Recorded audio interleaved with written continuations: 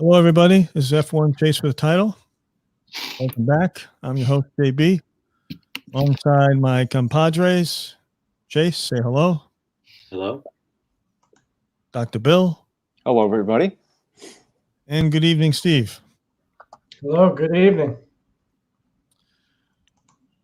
Well, we were taping this or recording this live on Monday night, the day after the events of the GP at Grand Prix at Bahrain, where there was certainly a horrifying accident that has gotten coverage worldwide. And amazingly, Roman Grosjean came through it with minor burns. It could have been much, much, much worse. It harked back to the days of Formula One in the late 60s, early 70s, when fires were such a big danger to these drivers because of the way the cars were constructed back then, and where the gasoline tanks were and such. And it just shows how far the sport has come along in a very short period of time, relatively speaking. So I figure we should just dive right into that, because that seems to be what's on everybody's mind. And we were all watching the race live and communicating on the live chat, and it came out of nowhere because it happened basically on the first lap. Dr. Bill, why don't you take us through what happened and then what you thought of the response to the accident? It was kind of crazy. I mean, everybody on lap one, I think it was turn three, maybe down a straightaway, and it looked like Grosjean was on the left-hand side. I think Kvyat was nearby him, and I think he saw a gap to the right-hand side of the track and dove down to try to take that. But I think in doing so, I think he might have clipped, or Kvyat's front left clipped him, and he kind of just went out of there right into the wall. And I think he just went at such an angle that, it's one of those freaks things that he just went at such an angle that the Aramco barrier ended up just slicing his car literally in half, just chopped it right in half, and set the fuel into a fireball. I mean, it was pretty spectacular to see it, because the shot at the time on the television feed was from the back end of the straightaway. So then you end up just seeing this fireball. Like, what the hell was that? Thankfully, in tribute to I'm trying to blank on his name, the first Roberts was the first guy who started out in F1 as the proponent of the safety, really pushing safety.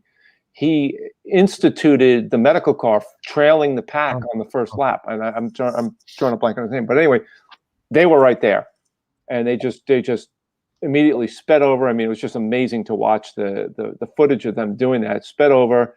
Some of the marshals ran in as well. And from what I've read, the Bahrain marshals are world renowned. They're actually taken and flown to, I think they went to Azerbaijan. They were marshals in Azerbaijan. They just have such a great reputation. And they were able to get in there. Grosjean was in there, I think, for about 27 seconds in the fire. And the suits are rated to 35 seconds, apparently. And they were able to, be him freeing himself up and them getting out. Them helping him up over the barrier, and it was just unbelievable. Yeah, Steve, what did you think? Yeah, unbelievable is definitely the way to put it. As Chase and I watched it together yesterday morning, I think what we commented on was the fact that every best case scenario played itself out in this incident. Thankfully it wasn't tragic, but if you were to watch the accident happen in real time, and the car was pretty much immediately engulfed in flames as soon as he went through that barrier. If you watch in real time, and again, there's so many elements. I call it luck, but it's the way it just played out. The fact that you have the chaser car in back of everyone, it arrived probably within 10 seconds of the impact. It took them about 10 seconds to kind of get out of the car, get the fire extinguisher, and then how they even knew where to point the fire extinguisher in that kind of a blaze is a bit beyond me, but they fortunately pointed it in the direction of where Grosjean was. And then in another 9 seconds, you see him start to emerge out of this inferno to get onto the guardrail and eventually jump over. And it's just amazing, to think that somebody could be in that level of heat and fire for that long and be able to walk away from it. And not only walk away, but do so with that kind of an impact, that kind of heat, with just burns on his hands and his feet. It's beyond comprehension. But Chase, what do you think? It definitely caught me by surprise watching it live. I wasn't sure who crashed in the very beginning. I was thinking like McLaren, Williams, Haas. I wasn't sure which car went off. I'm glad he was okay. I'm very happy. Like you said, they handled it perfectly. Maybe not perfectly, but they handled it very well, and they were able to get him out and safe. But I don't know. It just left me with like a weird feeling for the rest of the race. Yeah, after that, I was like, everything else is an afterthought. I was just like, kind of whatever for the rest of the race. And I think, imagine you're one of the guys, and this has happened in throughout this season. These guys who get a red flag. I don't know how many times kit race has been red flagged this year, and now you got to get the mental toughness to sit down back in one of these crazy machines and take off and be competitive. It's just amazing. But Bill, you made a good point yesterday during our back and forth, and that was what gave him the ability to get out was the fact that he was conscious. Oh yeah. And a crash like that, at that speed, at that trajectory, going into the wall, with where the halo went through the wall, there were so many opportunities to knock him unconscious.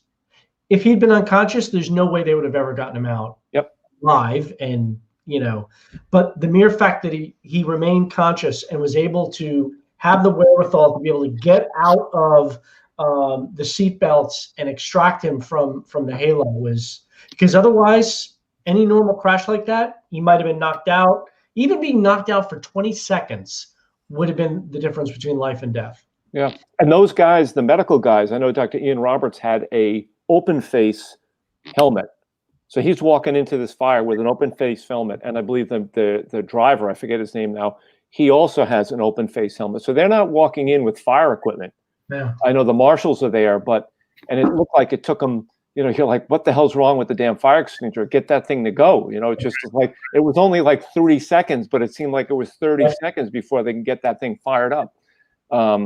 So yeah, I mean, and I think Marion Grosjean made a tribute to Jules Bianchi that because of his accident, the halo was instituted, and Grosjean was an opponent of the halo apparently. And if he had been knocked out, even apparently he took three. There was one of his onboard sensors showed he had 53 Gs into the wall. I don't know. I mean, I don't know if that's, momentarily 53 Gs. That's a lot of G forces to be able, just from that, to be able to stay conscious. So it'd be interesting. I'd be interested to see, because they have biometric sensors in their gloves, to see what data they're able to recover, if any, off of that, because it just is fascinating. Well, I think the other thing too, to take it to the next level now, you have all the reaction in the paddock. When you're seeing all the teams look up at the monitors and the drivers, when they were starting to show the replays, and you could see that in their drivers' faces, it was because many of these guys, of course, are kids. They're young people, and they don't obviously the French driver who passed away in a GP2 accident last year. But in terms of F1, it's been thankfully, been a very long time since somebody passed away. And this is the first, and I'm sure they've never seen a fire crash like that. And sometimes there's been little fuel things here or there, but, wonder what's going through their mind as they're watching how close this guy was just standing by them in the paddock before the race. And all of a sudden the guy's car is in flames.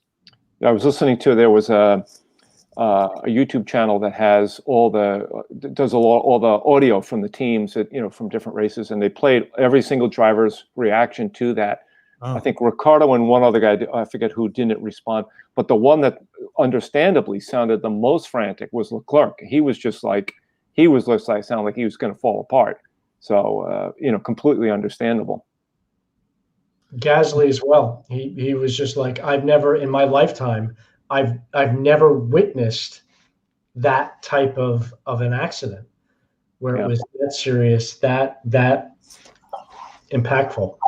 They were definitely shook. Yeah. And like so many things that have occurred throughout this season, the different aspects, it's like an onion. Your little aspects of F1 are revealed. Even minor things like you can't go into the pit lane unless the pit lane, light is on or the pit lane's open. All these little things that we've kind of discovered over the season. This is another thing where it's like, well, first of all, the car's not supposed to. I mean, the fuel tank is supposed to not ignite, but just all these little procedures that they have in place that you just learn after watching one of these unfortunate events unfold. And we talk about the Halo device, and then some people forget that shortly after Dale Earnhardt's tragic death at Daytona, that's when they mandated that it was already in Formula One that the Hans device was going to be now basically required for all drivers, including the NASCAR guys who didn't want it at first. They're like, they felt it was restrictive. We don't need it. And, they saw Dale Earnhardt, the legend, die from an accident that, really he shouldn't have. When you looked at it, and you compare the impact, what happened to him compared to what we just saw yesterday with Grosjean. And you say, wait a minute, Earnhardt passed away and Grosjean lives with minor burns. No broken bones either. Yeah. So the technology, this is, when we talked about before, the technology that starts out in high level Formula One eventually ends up into either other forms of racing, certainly, and very often into our road cars today that we drive because of what these guys, engineers and stuff, come up with. So the other thing you should mention, Kvyat, and unfortunately for him, he was inadvertently involved with both of the incidents yesterday that caused red flags. He just happened to be in the wrong place at the wrong time. And I thought the onboard camera of his car was really, really telling, because you could see as he was driving and Grosjean comes and clips him and then goes off and he keeps going straight. And then he must have, out of the corner of his eye, he must have seen the fireball, because you see his head just do a quick turn like that. And you're wondering, what the hell was he thinking? Because he knows that Grosjean hit him and that's what sent him careening. And you're thinking, this kid must be like, what the hell? How did that happen? I know, poor Kvyat, dude. I was watching, and he, both of the lap one accidents involved him. Like, it was him that Grosjean hit, and it was him that hit Stroll too. I was like, oh, this poor guy, he's probably feeling really bad right now. And you had to think, I mean, it was somewhat comical because Stroll on the radio says, yeah, I'm just hanging out, because he was hanging upside down. But you're thinking the car flips over. It's like, you don't see that all that often in Formula One either. I'm thinking, maybe this is time. Maybe it was just telling you that we should call this race. But, as Dr. Bill mentioned, they rebuilt the barrier in about an hour. I mean, they had the equipment all there, and they got and then they saw the pieces of the car, literally, you're right, split in two. You're thinking, how the hell, just the way that the inner capsule works, that pod that protects the drivers. It's everywhere you look, there was some different example of somebody anticipating something like this could happen, and this is what we'll do to protect the driver. It's unbelievable, really. Yeah, and I was listening to the interview with Ian Roberts and the medical car driver, and they said that they do walk through in their mind different scenarios that they're going to encounter on the track. But this one had so many variables, between fire and the car broken in half and other, so many things. It was really, you really had to put a lot together to get this thing to come off successfully.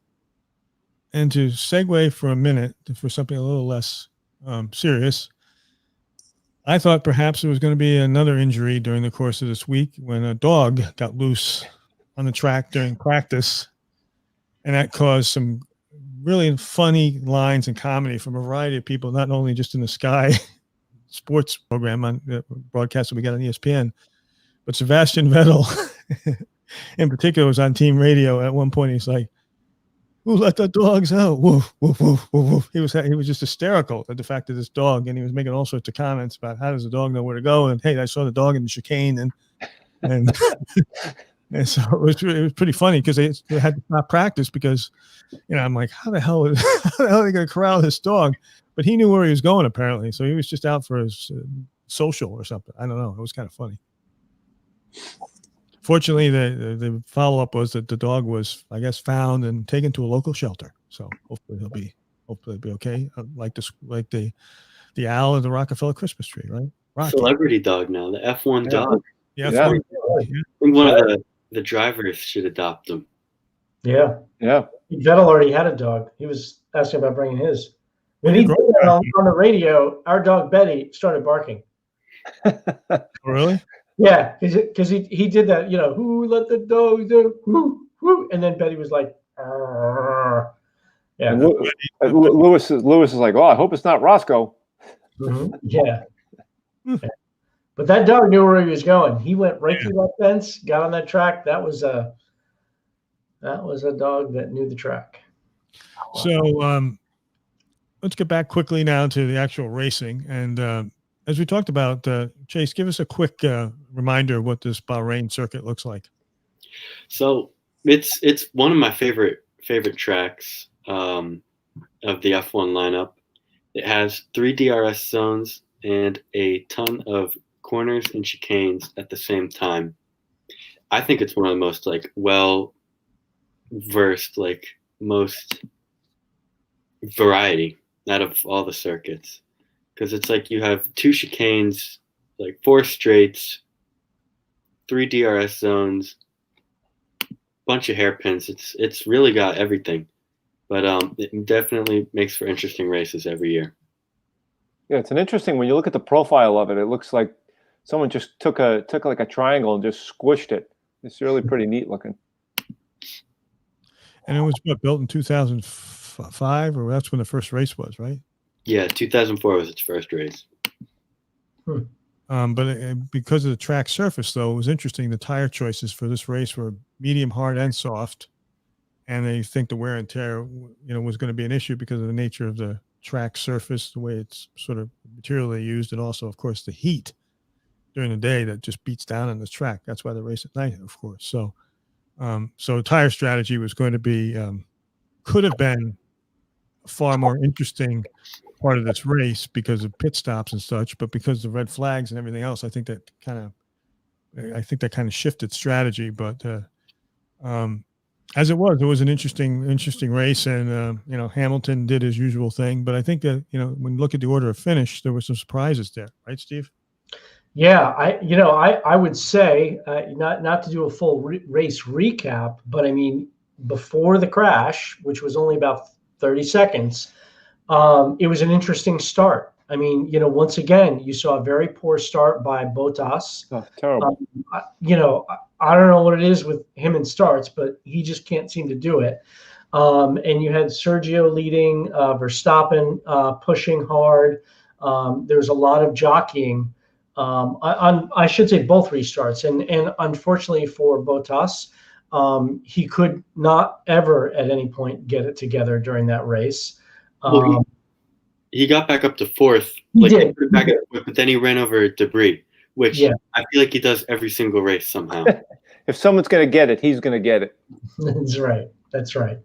But when you looked at that top 6, top 7, you again saw the McLarens, the Red Bulls, but I think the biggest shocker of all was Racing Point. You had the initial flip of Stroll in, I guess, the 3rd lap, technically, when he was then out for the race, and then up until the very end, Sergio was running in 3rd place, and on that second to last lap, you saw the smoke start to hit in back of his car, and it got more constant, and eventually he just went out, and lost. I think from a standings point, from the contractor standings, that was a huge blow for Racing Point, because I think that was going to be valuable points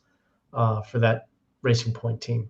And Bottas's poor performance now keeps Verstappen, Verstappen with a reasonable expectation that he could, in fact, overtake him and finish second in the standing.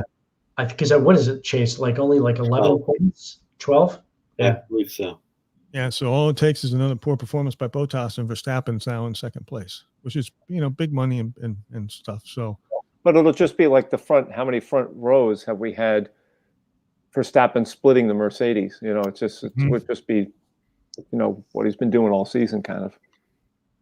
Yeah, I think it's interesting. But then I think we ought to look further down at some of the finishes when you got the Albon, how well he did, and Gasly and Sainz. What a race Sainz had, coming up from 15th, and Ricciardo right there. So, I mean, there's a lot of, as we've talked about before, and I think it continues to be the case. There's a lot of very close racing going on. It's just not for first place. Yeah. But I think for Chase, was that Albon's best finish this year? Because I know you were rooting for him yesterday. Tied. He has one other third place. Right. In one of the Italian races, he was on the podium, wasn't he? Yeah, like the third one. Yeah. Okay. Yeah. Yeah, I don't think that makes Red Bull's decision any easier. It's like they kind of need something to happen for, like, if Albon just totally bombed and Perez was great, well, then they're like, okay, we can kind of, but Albon's being competitive. He's staying up there.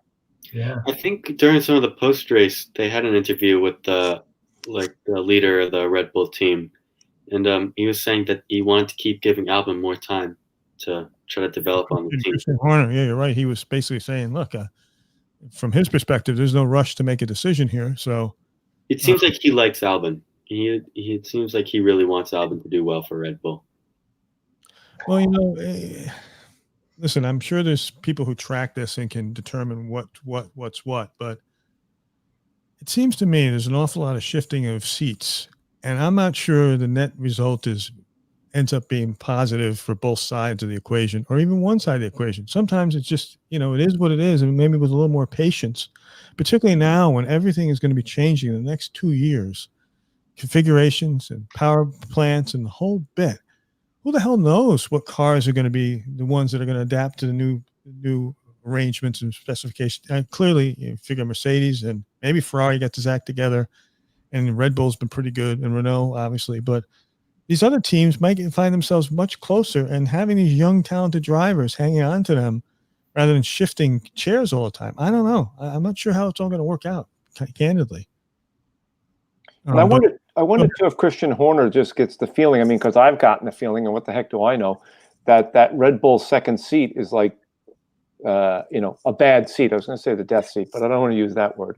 But like a bad seat to be in, because the person who always is there seems like they're just like on the hot seat. They're just sitting duck. Well, it just seems like it. And it's like nobody, so nobody would really want to go there when you're going to be racing, and Max is number one, and you're just kind of getting the leftovers. Mm-hmm. Yeah, and the problem is Max is still on the upside of his career, age-wise. He's 5 or 6 more years of a really, really prime talent left, and he does not seem to be like the kind of guy that is going to be touchy-feely with his co-driver, no matter who it is. He's not going to take some young guy under his wing and help him, unlike an Alonso or Kimi or guys that have had their success. He's hungry for his. And so, yeah, it's going to be a tough seat for whoever goes in there. Tough team dynamic to work with. Right. I've heard some not so great things about the whole Red Bull program, but I don't really know how true they are. It's just like, I don't know. Well, they've had success, but they haven't had the kind of success lately that they want to have. Obviously, they've had in the past, but so I don't know. I mean, there's there was some talk about the this whole idea of. And I'll be honest with you, I'm not sure I understand it completely, because it's this whole idea of convergence or not convergence, and whether they're going to freeze development until 2022, and what can you do in 2021? And Ferrari was on one side of it, siding with Red Bull that they should be allowed to continue development. And Mercedes is like, well, if you can stop, then everybody's got to stop. And I guess Ferrari was saying, well, wait a minute, how about this?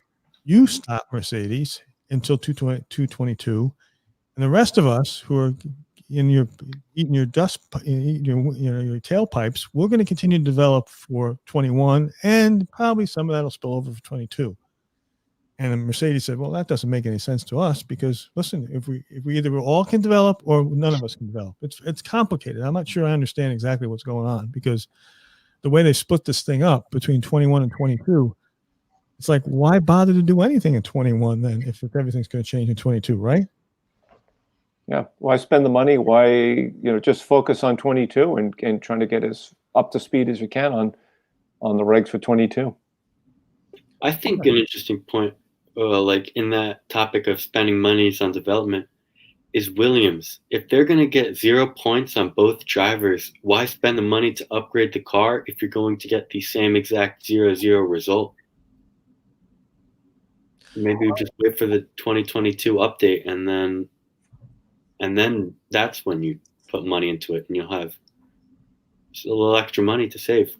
Oh, that's what Bonanno said before, right? When he was first brought on now to take over Ferrari, he's like, we stink now, we're going to be crappy next year, and then catch us in 222.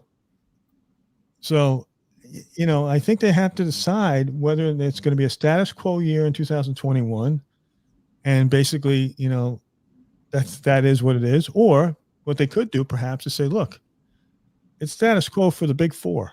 You guys can't make any significant developments or changes, but you know what? The Racing Points, the Haas's, the AlphaTauris, the Alfa Romeos, you guys continue to develop and do what you want to do because basically you need a little lead time, and that I would think would be just maybe a little bit of catch up.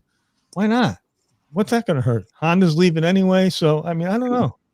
But I wonder how much they'd actually be able to do because the lesser teams all have some sort of bigger team connection. Like, there's a Ferrari, there's a Racing Point Mercedes. So it's like, I don't know.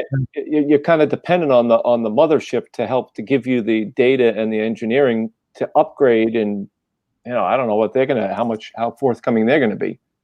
Well, it's a very good point, Dr. Bill. And I think it's the same issue in any of these sports leagues, right? Same in the NFL. You want to cream your competitor, but if your competitor can't be competitive, then you don't have overall as a league, you don't have a product that people want to watch because they're like, well, these teams have no way of winning because the other big market teams can outspend them year after year after year. The Yankees can win every year. The Dodgers can win every year.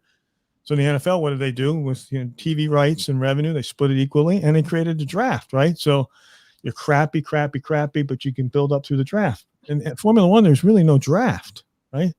There's no way if you're finishing in the second half of the field, unless you get lucky somehow. And you're right. And is Mercedes and Renault and Ferrari going to give their best technical specs on their power plant to a team that they're basically as a customer?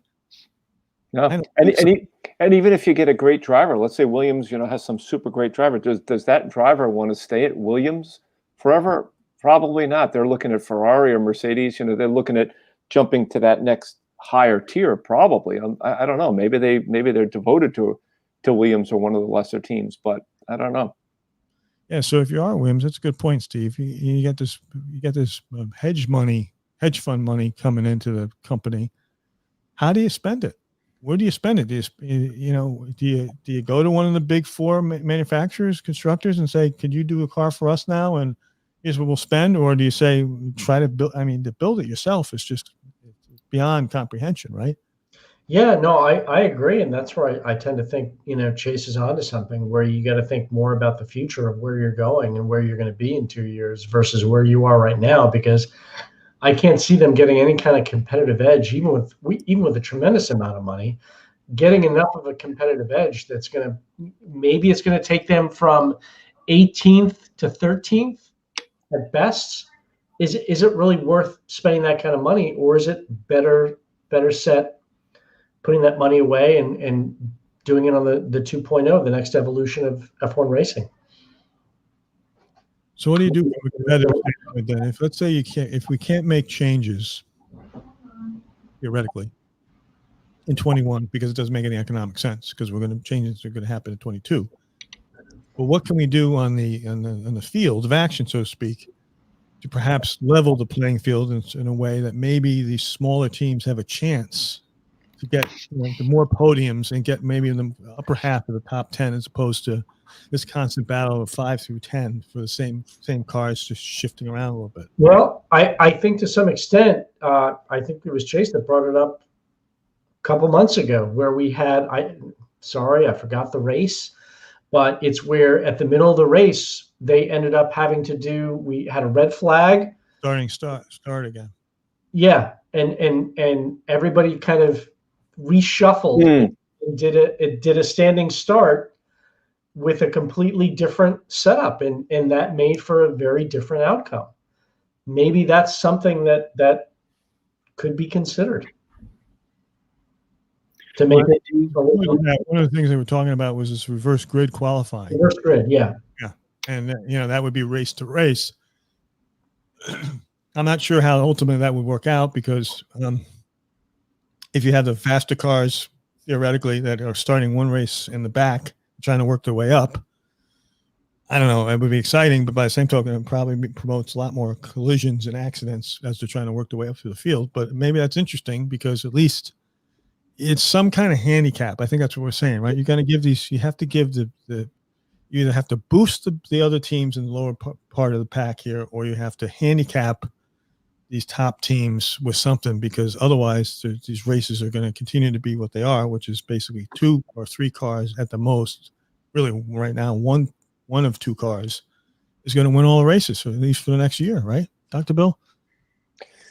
I live in New Hampshire, so it's like, I'm not a Patriots fan, but it's like having lived in New Hampshire for 20 years in the AFC East, or AFC, what are we, the AFC North. It's a joke.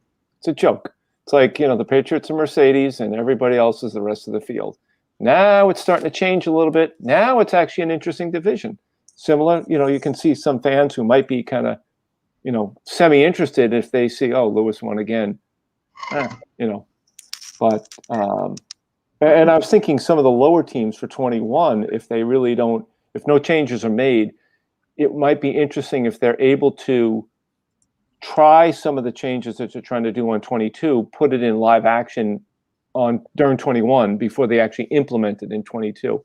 I mean, that may be a way that they can not have a total loss of a season for 21. Yeah, I guess. I mean, I'm sure these folks in Formula One, obviously they know they have a product and they want to protect it.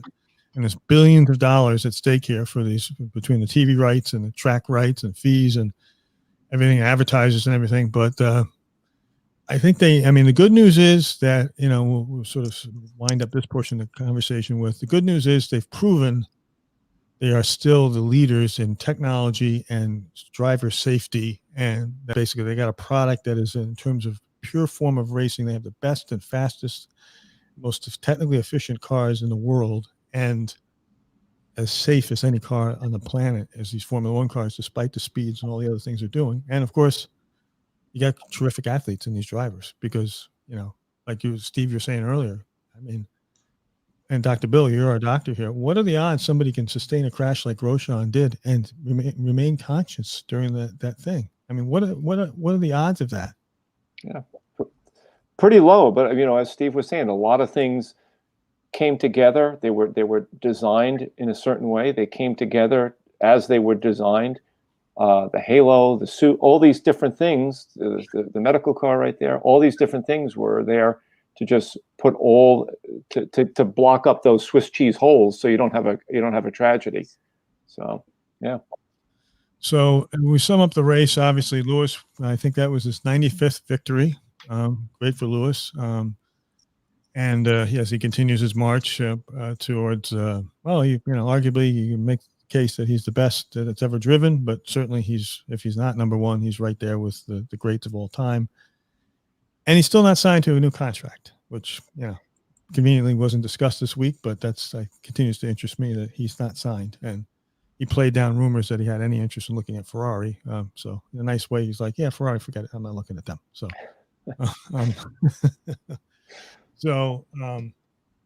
we did a little Nostradamus before the race. And of questions were complicated, and I think we took our time trying to figure it out. But if I go into my phone here because I can't call up my notes on my computer. So, Nostradamus.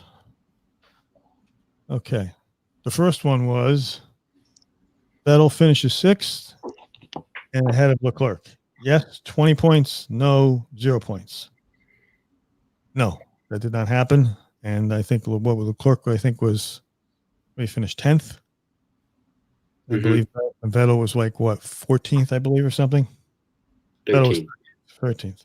I think I learned a gambling lesson from all of you. I think in that it was 20. You don't lose anything for being wrong. So I was like, I'm just gonna roll. I mean, it took a little while to just get through my thick skull, but I think eventually I figured out the odds on that one. I'm just gonna go with it.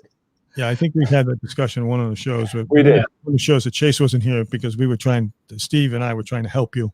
Yes. It was a sad case, very sad. I was accosted by my son because I originally said no, and he was like, "Dad," he's like, "How do you not say yes? There's no you either win 20 points. If you say no, you're still going to get 0. So you might as well say yes and risk getting 20 points." So I changed it to yes. So thank you, Chase. Yes. I still didn't win, but thank you, Chase, for the lesson. Chase is a little bit like Lewis. Okay, if you know competition to him, he's more than happy to help you. If you're a threat to him, he'll push you in front of the train without a moment's hesitation. So in some ways, it's pathetic. You should feel really pathetic, Steve, that your son's sitting there. Dad, listen, let me help you out. Take a little gamble over there. Go ahead. It's okay. You're no threat to me. Go ahead. Dr. Bill, you're a lost cause. Don't worry about it. Don't worry.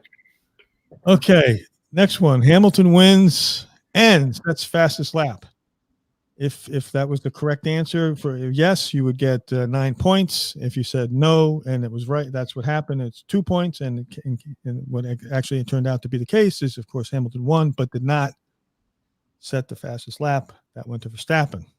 So I'm not sure how that turned out for you guys. Who got that right? Did anybody get that right? Did anybody say no? No. Everybody said yes. Everybody said yes. So that means that you probably didn't have Verstappen has the fastest lap. Yes, 6 points. No, 4 points. The fastest lap. No, nobody had him for the fastest lap. Okay, moving right along. Prediction of biggest mover of the day. 12 points for correct prediction. And the biggest mover of the day was Mr. Sainz. Yes. He started 15th and finished 5th. Great drive for Carlos. And you got, like I said, 12 points for correct answer. And how we do on that? We did good. Dr. Bill and Chase correctly predicted Sainz, so they got the 12 points. Very nice. Claire, and as usual with Ferrari, I was left disappointed. That's probably the one thing you can count on is just Ferrari disappointing this season because that seems to be the case. It does. As long as Bernardo's there, it's going to be disappointing. I'm just hoping he maybe stays home next week. Was he there this week? Yeah. Of course. That's the reason. Yep.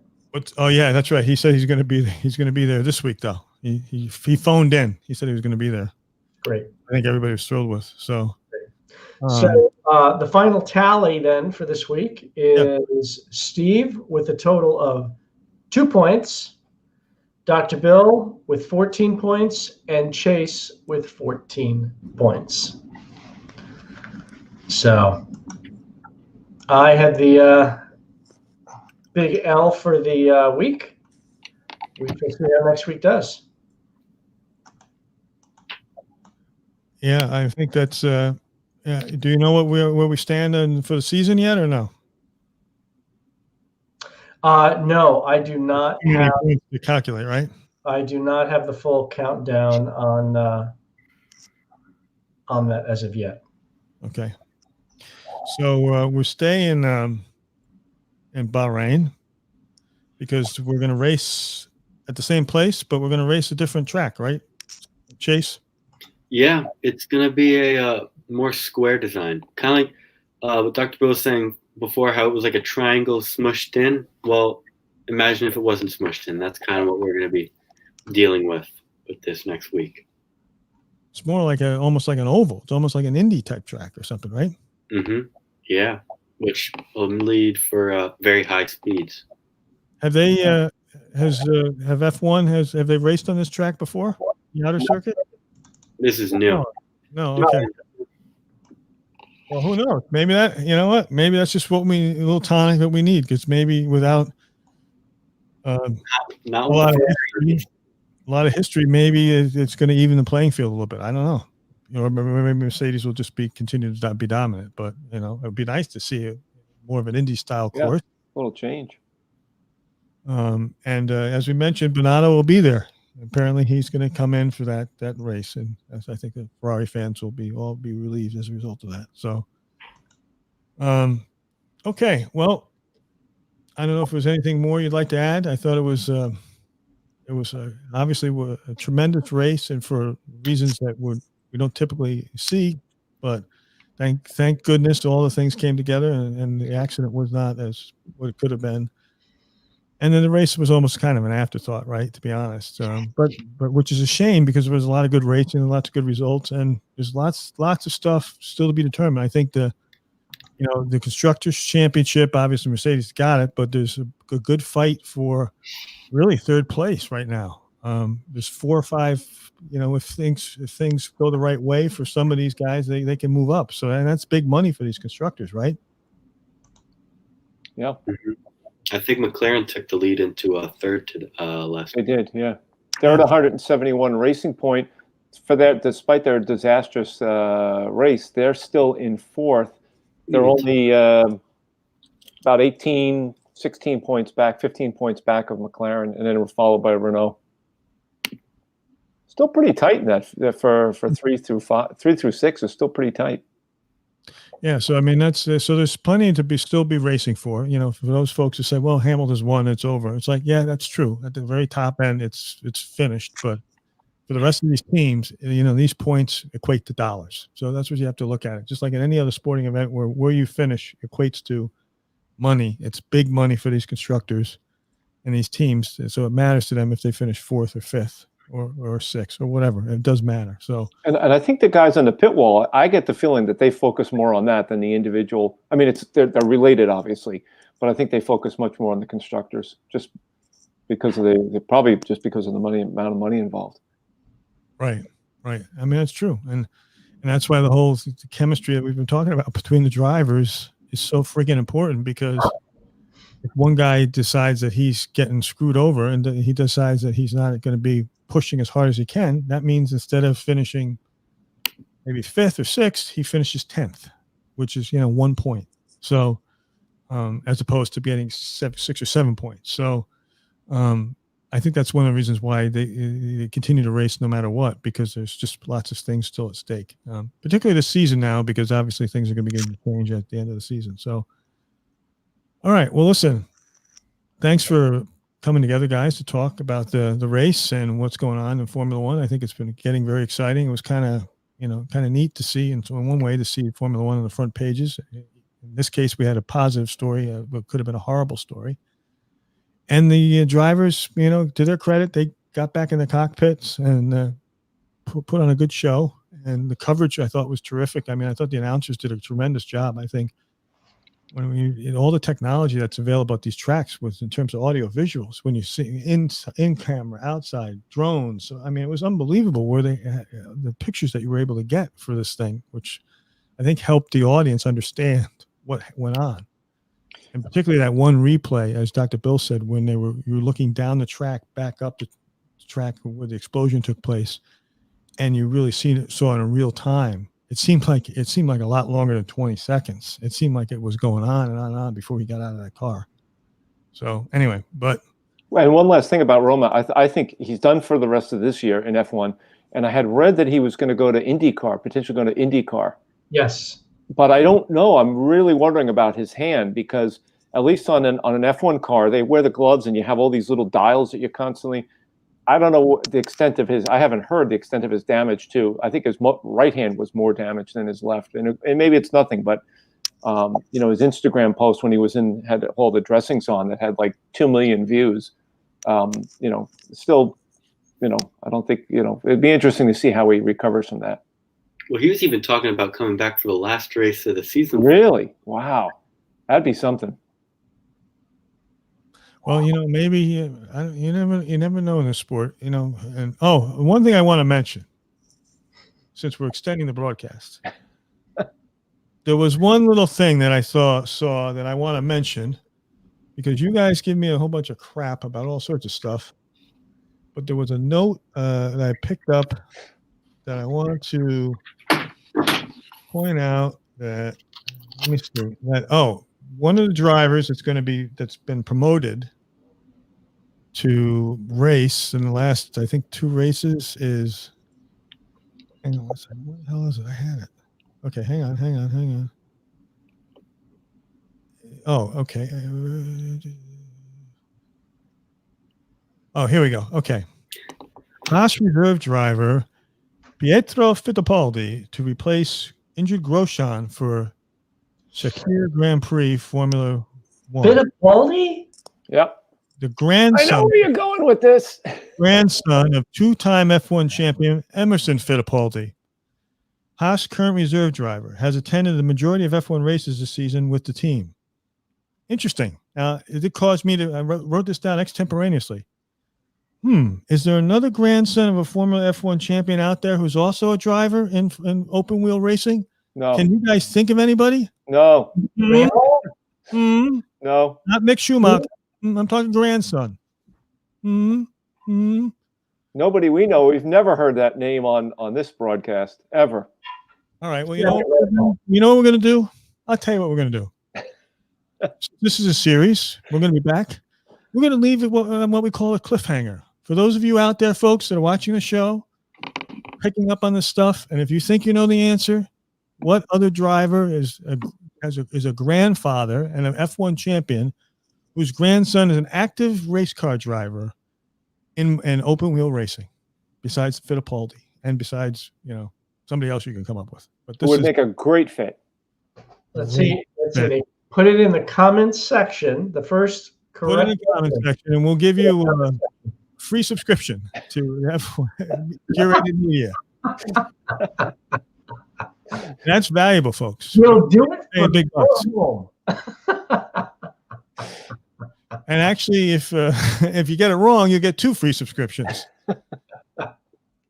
So yes, that's what we're going to do. So what other grandfathers out there who has a grandson who might be a perfect fit for one of these teams looking to, add a spark to the squads as they enter into 2021. So great news for Pietro Fittipaldi, but there's something else out there. There really is. So just think about that, folks, and tune in, and we'll tell you the answer next show. So as I like to say to everybody, hopefully everybody had a pleasant Thanksgiving despite all that's going on in the world, and sat down and watched some football, some basketball, and some good Formula 1 racing. And now we move on to next week and hope for the best. So as we love to say, we wish you nothing but time in the DRS zone.